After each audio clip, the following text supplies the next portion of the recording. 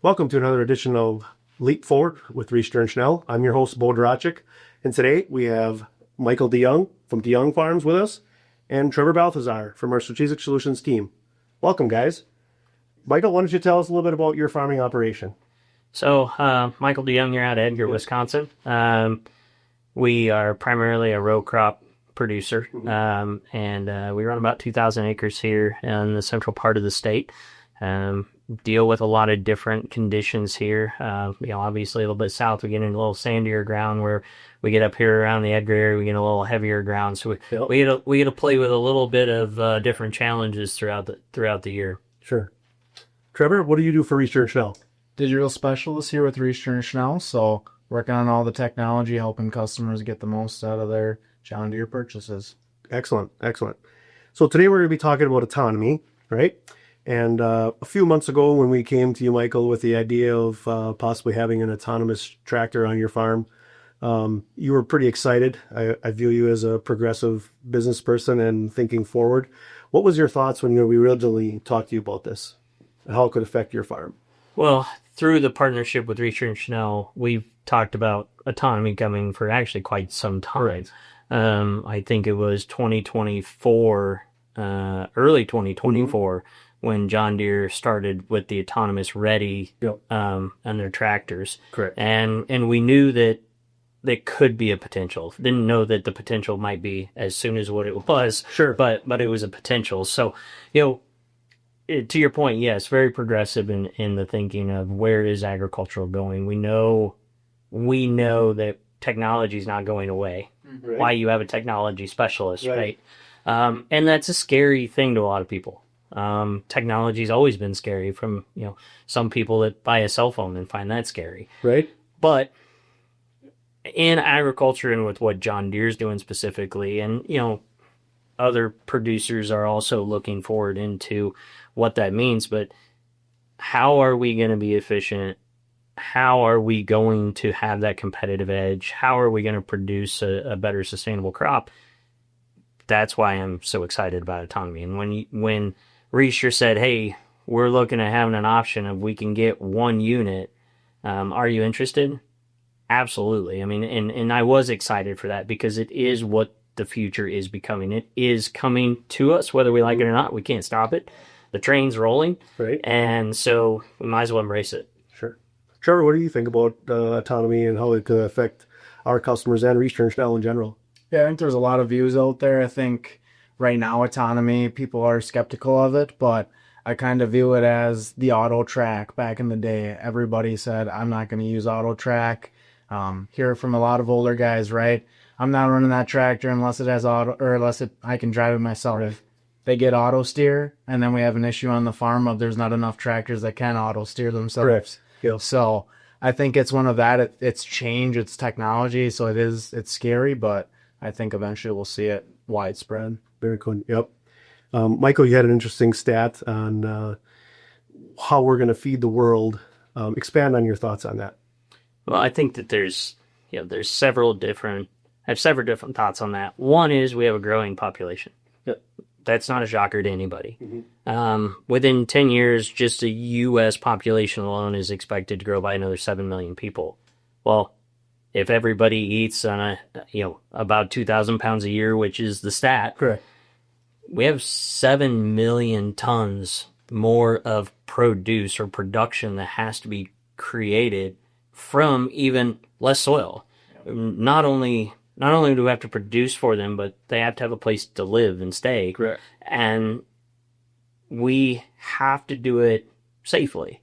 Because the biggest complaint is, right, as farmers, we're criticized by what we're growing. Is it a triple stack? Is it genetically modified? What are we spraying it with? How, the pesticides, everything that goes into it, we're under a microscope. Right.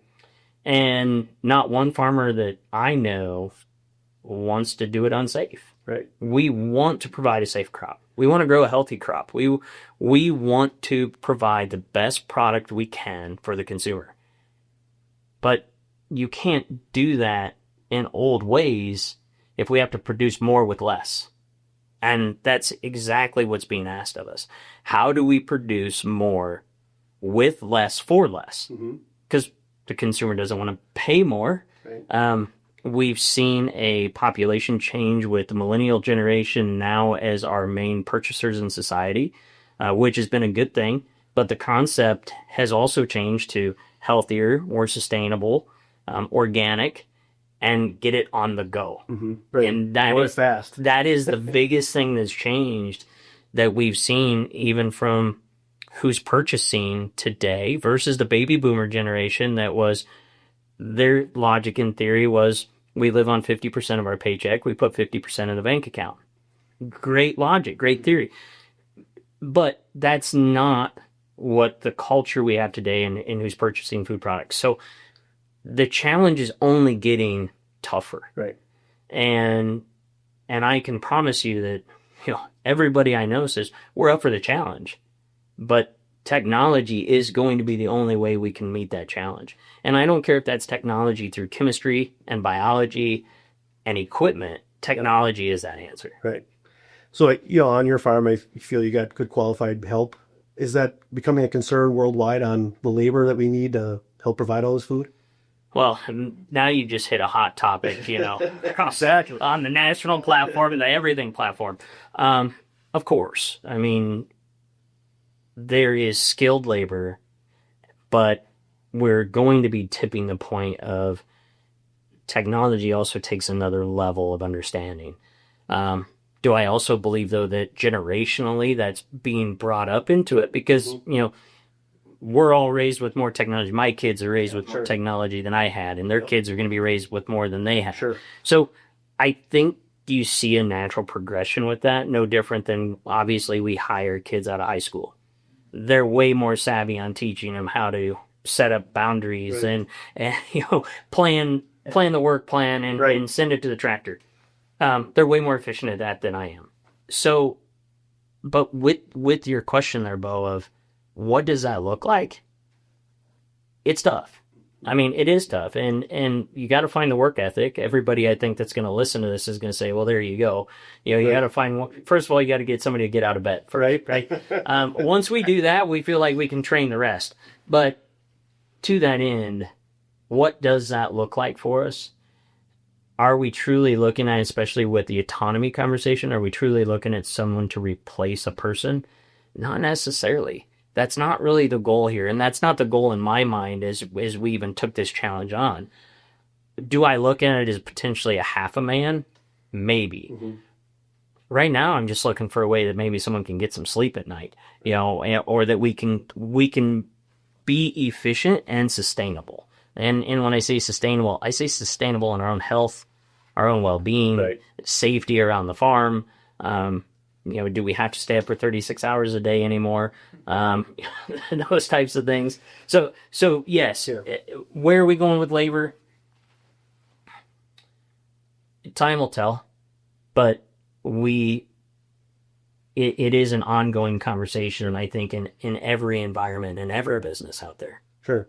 One of the things that we noticed when we started putting out some social media posts about the autonomy and how neat it is and exciting was, hey, I really like my tractor. I like my tractor cab. I like spending time in the tractor.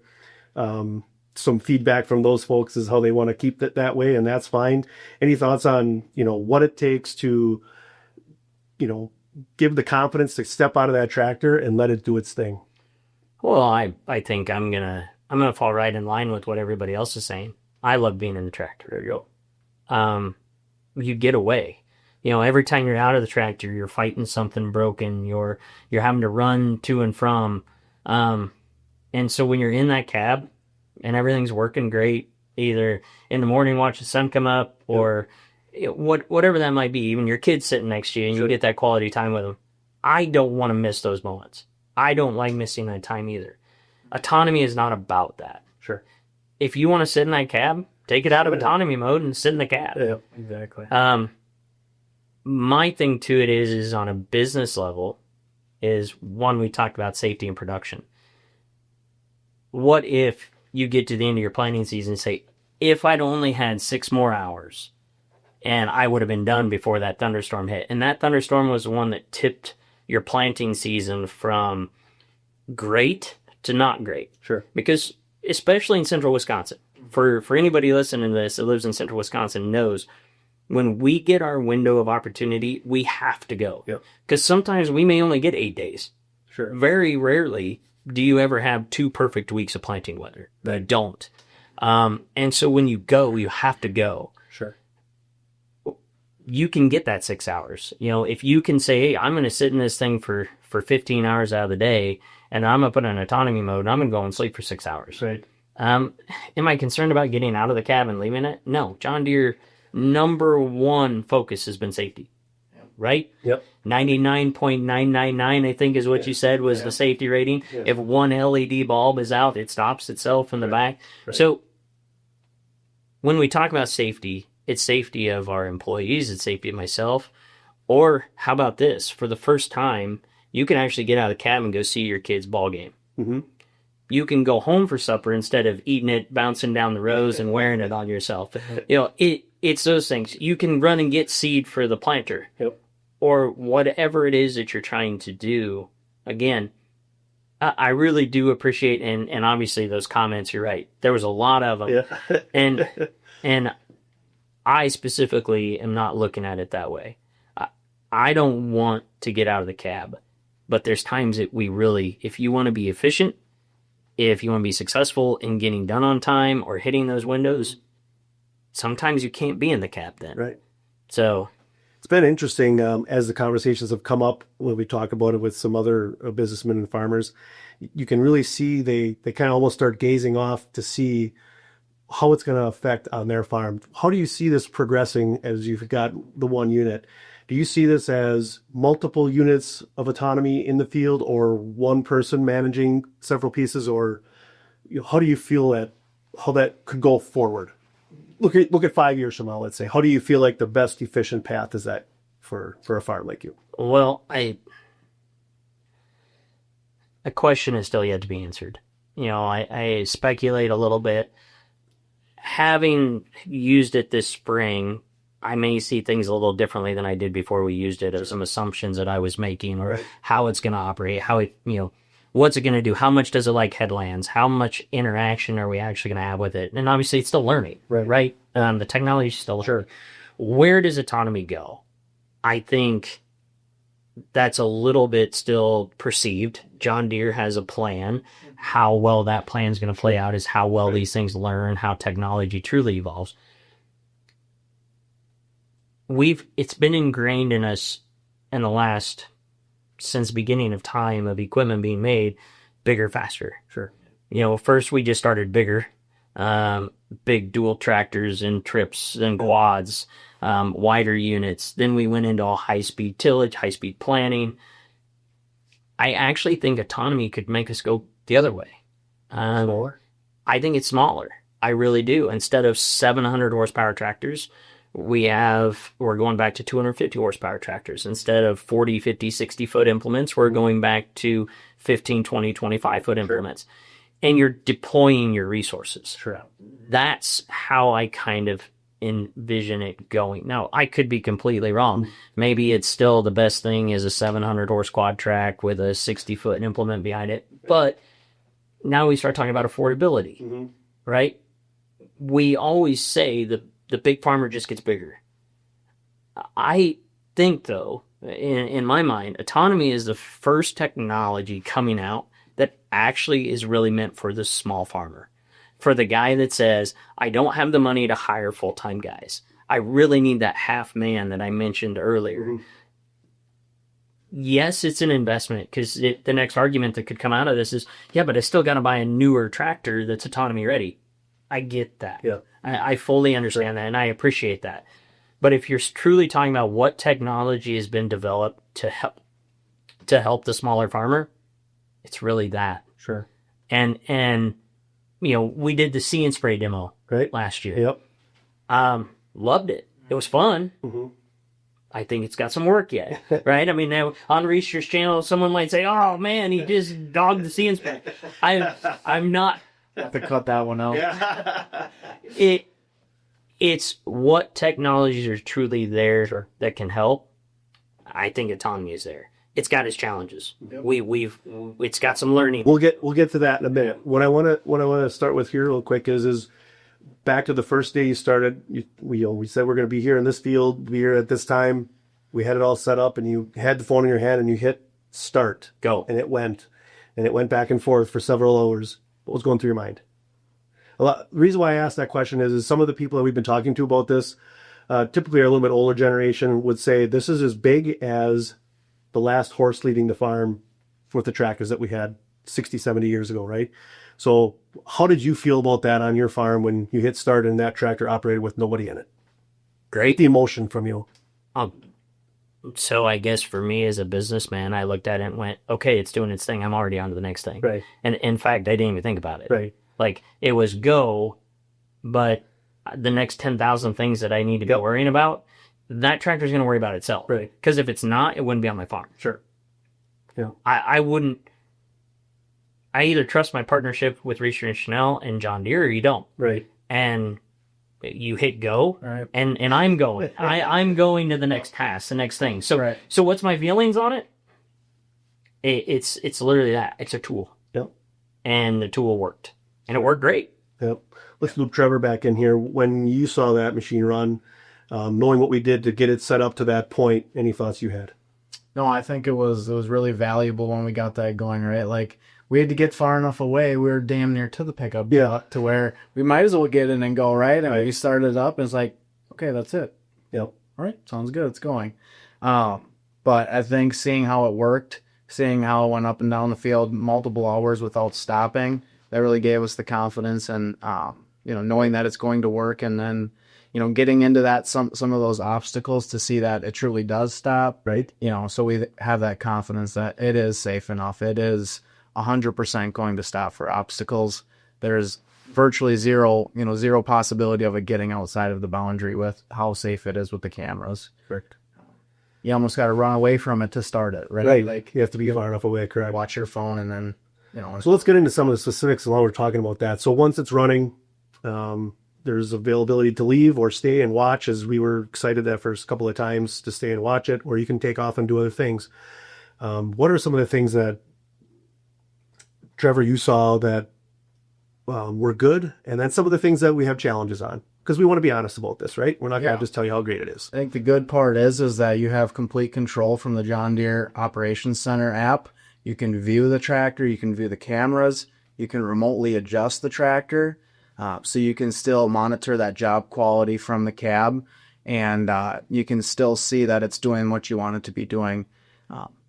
With those less desirable things of the tractor stopping, you can actually view that object, see what's happening, start that back up if it does allow you to start it up. So if it sees a human-like object or something that can be presumed as life, that's where it does not allow you to stop it. Sure, to start it again. Start it again, yep. So that's where tractor. we run into those challenges of the tractor across the 100-acre field that you have to go get to and start up again. Or the nosy neighbor. Right. Nosy neighbors happens. Yep. They get a little close, and its tractor stops. You got to go back to it. Yeah. So those are some of the challenges, but I think at the end of the day, that's a good challenge to have, that it stopped for something that was presumed to be life. Yep. But, we had some challenges with some fields with some debris in them, some plastic bags, stuff like that. Yep. And it does stop for those. With AI and with what John Deere's getting at, they're getting better. That tractor stops and it actually starts itself back up. Once it clears it, it knows that it's trash, backs up, starts up again, and goes on its own. So they're getting to that less interaction from the farmer itself. If it is stopping, it's using its own. It's even gotten better since about a month ago. They're constantly making changes every week with updates and things. Michael, when you were chasing said autonomy tractor with the planter in the wee hours of the morning and night, can you give us some things that were on your mind about that you've shared with me in the past about, yes, it's good, but here's some challenges we have or some things we can work on to the future? Absolutely. So, the biggest thing is, again, when we go to the field, we go to the field. We try not to shut down. Right. If we could run 24 hours a day, 7 days a week with no sleep, we definitely would. The biggest challenge that we ran into with it this spring was we had speed of the VT. So if we say we're doing 30 acres an hour with a man sitting in the seat, how many acres an hour is it doing in autonomy? Yes, it is slowing to the end rows, picking up, turning around, setting back down, and moving again. We had one night it seemed like it was afraid of its own shadow. We couldn't get it to stay running all the time. Now, again, that's the AI, that's the learning. Those are the things that John Deere's investing in. That's why we're doing this, right? If we don't put it in the field, never will learn a thing. Sure. So yeah, there was challenges. And we finally got to the point where we're getting to the end of our window. Last Thursday, rain was coming. We knew rain was coming. We knew how many acres we had to get in the ground. And I said, in fact, I think I called you and said, I'm firing the autonomy. Yeah. Hey, they're fired. I got to put a man in the seat. Yep. We got to get done. Right. But that's not every day. That's not going to be every day. Deere's going to continue to work on that. It's going to take farmers investing with Deere. And when I say investing our time, our energy to say we are willing to go out there. We are willing to struggle through this. And DeJong Farms is. I mean, that was our commitment that we made to Riesterer Schnell when we did this. Hey, we're going to sign up for it.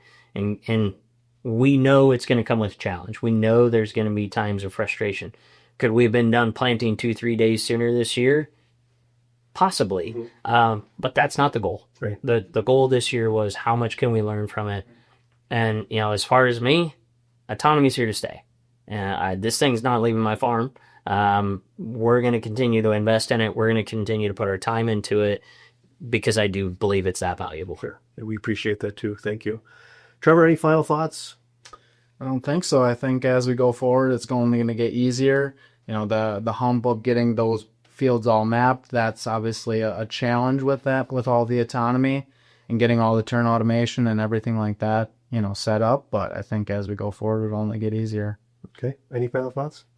No. I would just say for anybody out there listening, don't have a closed mind to it. It's easy to say no. It's easy to say that, no, I don't have to worry about that. Maybe. But, really the biggest thing is that what are we doing every day, again, to be more sustainable, to be more efficient? And it's through technology, and we have to embrace it. So good. Well, Michael, thank you very much. DeJong Farms. Trevor from Riesterer Schnell. We're your John Deere dealer coming through for you, Riesterer and Schnell.